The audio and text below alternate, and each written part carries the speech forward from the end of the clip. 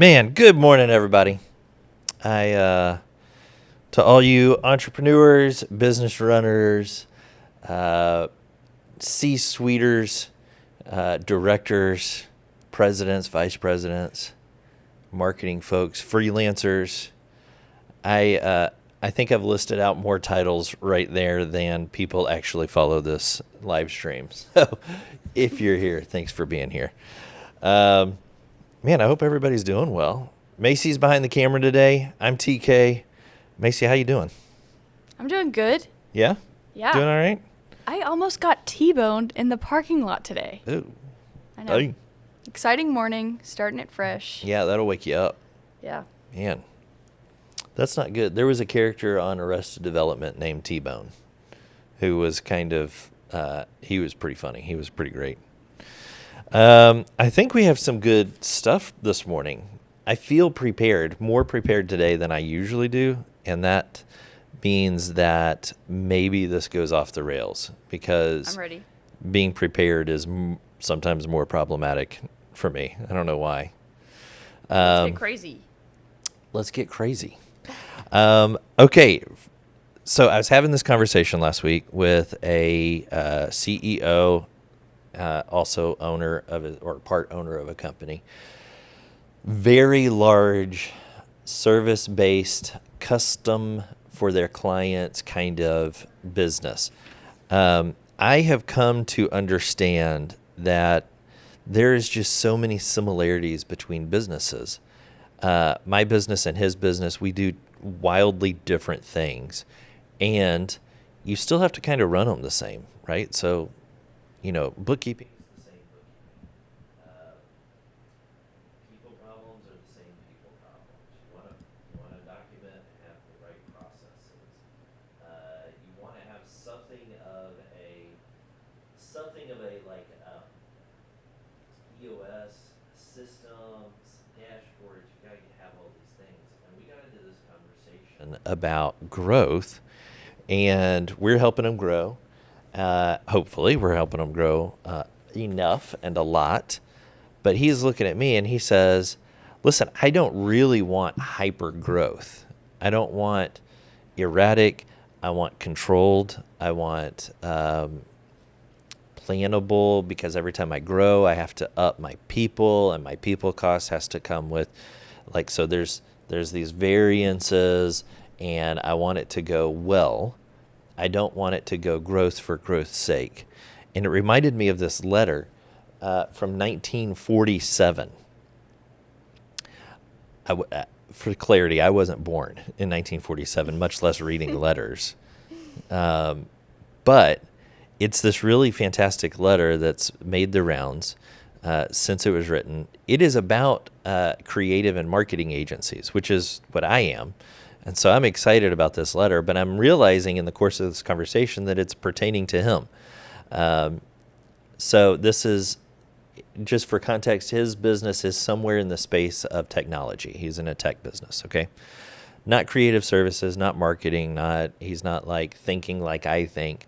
But all industries take a level of creativity. They all do. So I thought today would be a good day to read this letter, because I sent it to him after our conversation. I was like, hey, I thought this was really good. But I got to reading it, and I thought it was really good. So I'm going to read a letter, and I'm going to try to keep it fast. I'm a fairly decent reader. I was top of my class in third grade on the library stars. I got lots of stars. And they made me a little paper award. So I've been riding that high forever. Okay, so this is dated May 15th, 1947. And it is to nobody. It says, Dear Blank. Oh. All right, so I don't know who he's writing it to. Maybe his board. I don't know. He's just being honest. He's writing, okay? Here I go. Our agency is getting big. That's something to be happy about, but it's something to worry about too. And I don't mind telling you, can I swear on this? I don't swear on this live stream. I'm telling you that I am damned worried. I'm worried that we're going to fall into the trap of bigness, that we're going to worship technique instead of substance, that we're going to follow history instead of making it, that we're going to be drowned by superficialities instead of buoyed up by solid fundamentals. I'm worried lest hardening of the creative arteries begin to set in.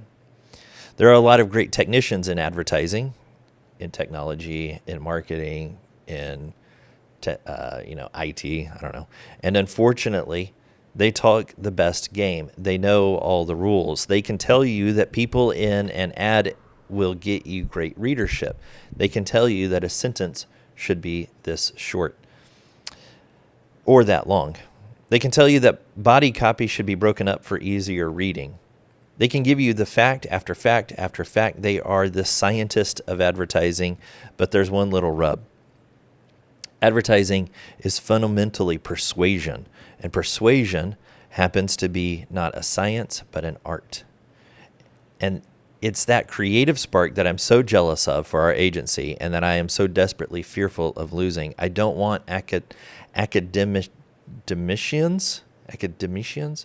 I don't want scientists. I don't want people who do the right thing. I want people who do inspiring things. In the past year, I have interviewed about 80 people, writers and artists. Many of them were from the so-called giants of the agency field. It was appalling to see how few of these people were genuinely creative. Sure, they had advertising know-how.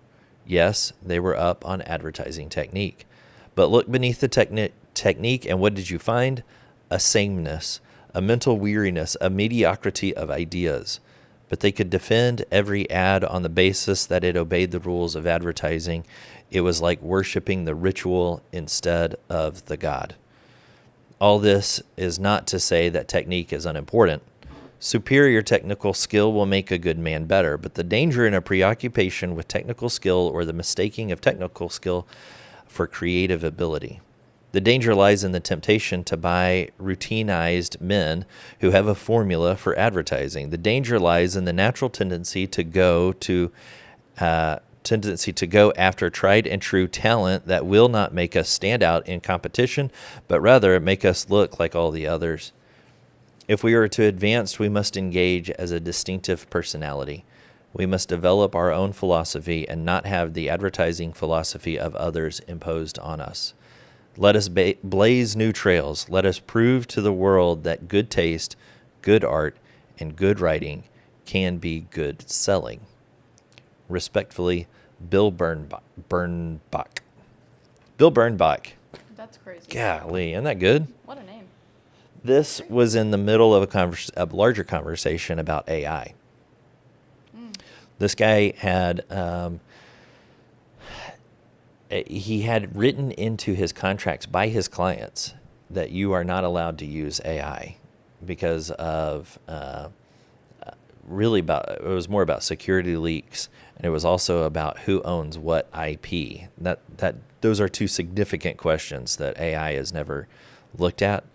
And this guy was both thankful because it requires them to do good work, but he was also a little bit on the bemoaning side because AI is so fast. And the reality is that whatever industry you're in, if you're a lawyer, a CPA, whatever, AI is that technical technique, formulaic kind of thinking that Bill Bernbach would say is hardening of your arteries. I think that's a fantastic kind of way of looking at the whole world right now. Like, we want to not be made lazy. We want to be made not hardened. We want to stay soft in the right places and hard in the right places. And so if you're in any of these industries and you're worried about your own work, if you're worried about the thing taking over, push into the creative side. Push into that side that makes you uniquely you. It will never be replicable. It just won't. So, anyways, there's your encouragement for Tuesday morning. In not news, in more of me doing my homework, I have a slide prepared for you. And we've never done a slide on this thing, But I wanted to show you one of just like the silly fundamental tools that Bill Bernbach probably was familiar with in 1947 that we still use today. And so if you're actually out there thinking about your business, maybe you're worried about inflation. We can use the words and not be scared of inflation because it's a real thing. But I wanted to show you a sales funnel. Macy, you're going to have to give me what? Is it up? It's up. All right, come on. Man, that's good. I might be like am I a little box in the corner? You are a little box in the corner. Way to go, everybody. Nobody puts baby in the corner. All right. Oh, Christina just walked in and she's behind the camera Good with us morning. too. She's getting ready for Youngs versus Olds. All right. Yeah. Hold on, I'm going to take a little sip I of had a this. little construction project, and so that's why I was a little bit late. All right. By It's fine. construction, I mean like construction paper. Oh, okay. Crafts. Crafting. You were Tape, straws. sorry. I was behind. I was crafting. I was crafting. I was That's- a little late. Just a That's an awesome kind of casual excuse. morning isn't it? crafting. Sorry, I was caught up in my crafting. Okay, so this is a sales funnel. A sales funnel is this. It is a basic model of how people find and purchase your good or your service. This also comes out of another conversation I had with a client wherein they had a insane amount of followers on their Facebook page that they have built up over decades. And they put up a post or they put up a new video or something, and the algorithm would not show it to anybody. They had 0 views on the thing. It got just ghosted to the hard places in Hades. And it got me thinking about the sales funnel. So the basic principle is you push in as many eyeballs, as much attention as you can get on your business. And each little segment is another variation of a filter to find your perfect audience, your perfect client. That was it. I mean, that's the whole explanation of it. Cool. But what's really fantastic about the thing is if you get the expression is that it flowing through my head is if you get a hitch in your giddy up. I don't know why I've been saying that a lot this week. If you got a hitch in your giddy up somewhere along the way, you can use that tool as a diagnostic. So, 80,000 people. Do you need more people? Probably not. I mean, that's a good right there. So the top of the funnel for them is solved. But I can't get them to watch anything. Okay, that's a different problem. So from the marketing side, go find more customers is not actually the job to complete. Engage with your customers you already have. That's the new job. Follow those engaged customers down into getting them to engage with your content, maybe through a like or a comment, getting them to reshare it. Those are good activities for this company.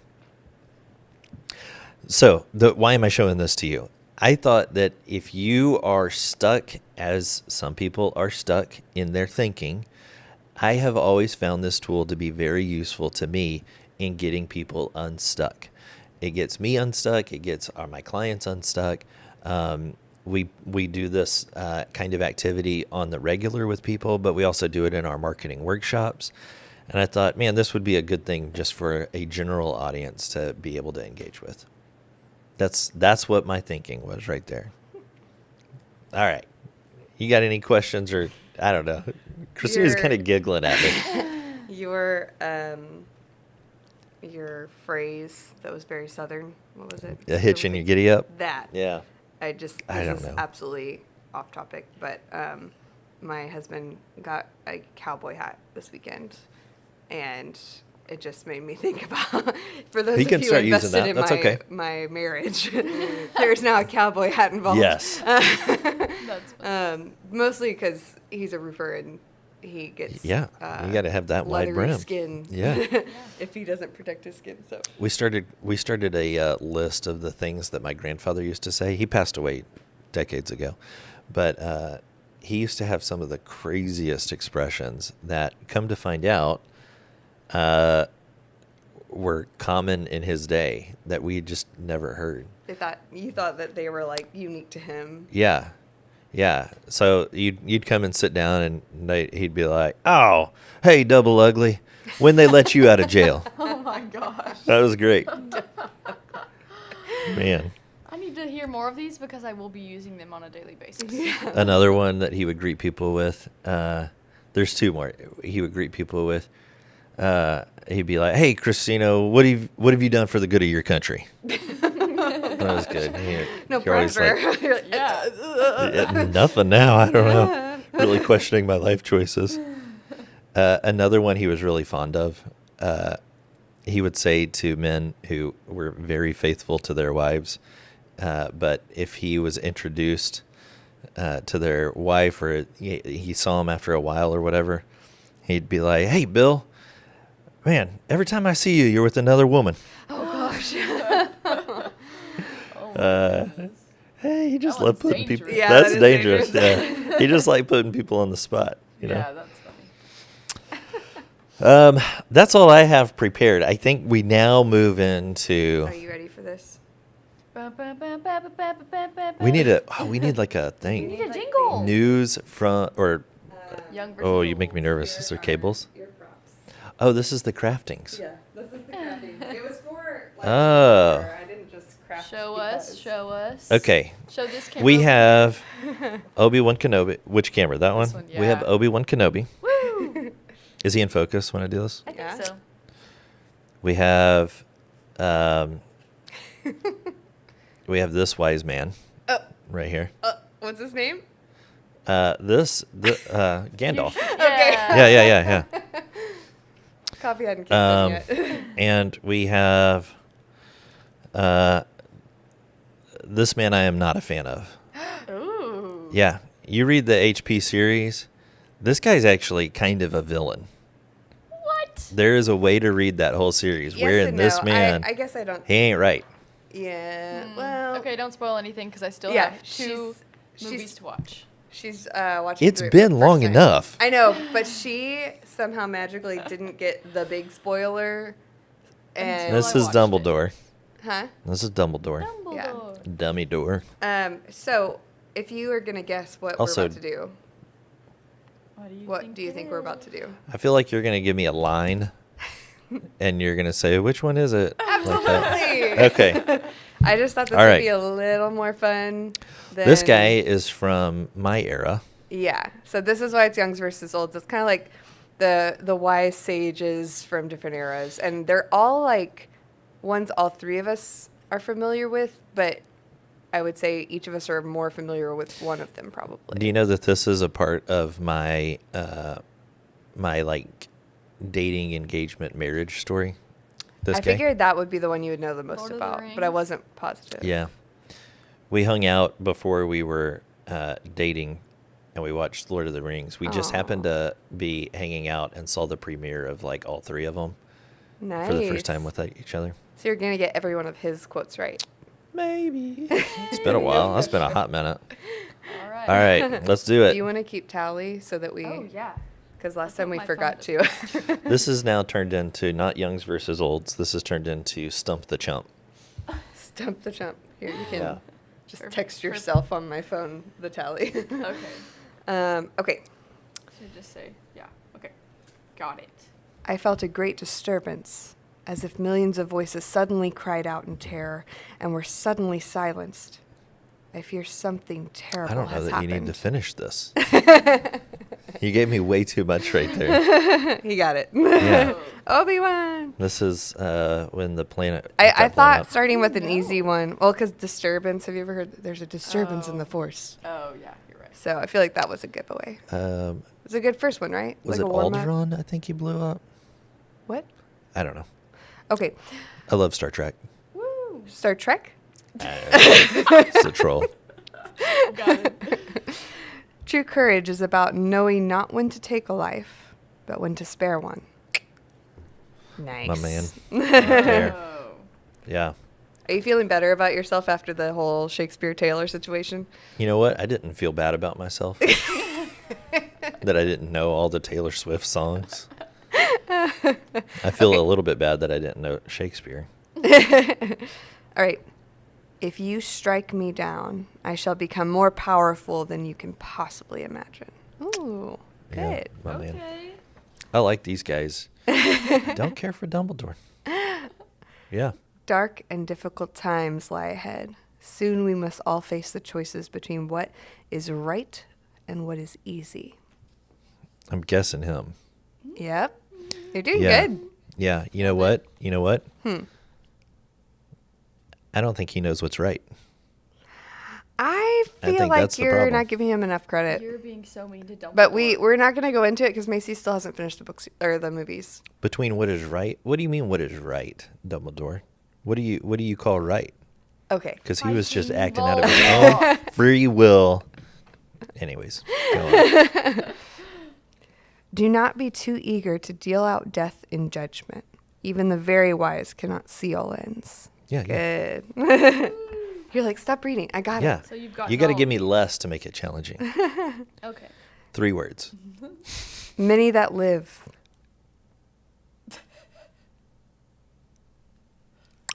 How? Okay, the full one is many that live deserve death. Some that die deserve death. Can you give it to them? Yeah. This is all from the same speech with about Smeagol. Oh, is it? Hmm.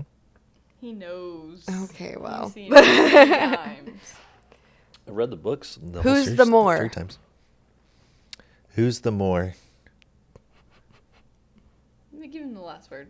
Maybe. Foolish. Who's the more foolish? Do you want me to give you the whole line? Give me It's being give me a silly. little bit more. Who's the more foolish, the fool or the fool who follows him? Oh. I think Yeah. this guy. Okay. Yeah. While we may come from different places and speak in different tongues, our hearts beat as one. It sounds cheesy, so I'm going to say this. Ouch. Am I right? Yes. Yeah. I will not say do not weep, for not all tears are an evil.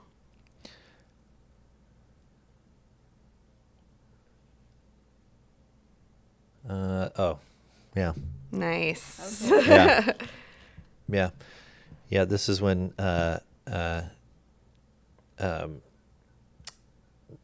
Frodo is crying about he's weeping for He really knows. I know. I think he's weeping for It's like me and Harry Potter. I'm the quintessential Oh millennial. no, he's he says it to the fellowship when they're weeping for Frodo, I think. Why does he look a lot like Dumbledore, honestly? Well, they're all the same archetype. Anyways, keep going. Sorry. All right. Do not pity Do not pity the dead. Pity the living, and above all those who live without love. Again, cheesy. Rude. Am I right? Yeah. Yeah. It is not our abilities that show what we truly are. It is our choices.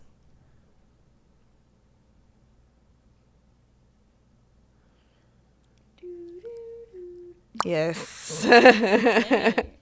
Can I tell you why I know all these? Why? Yeah, I want to know.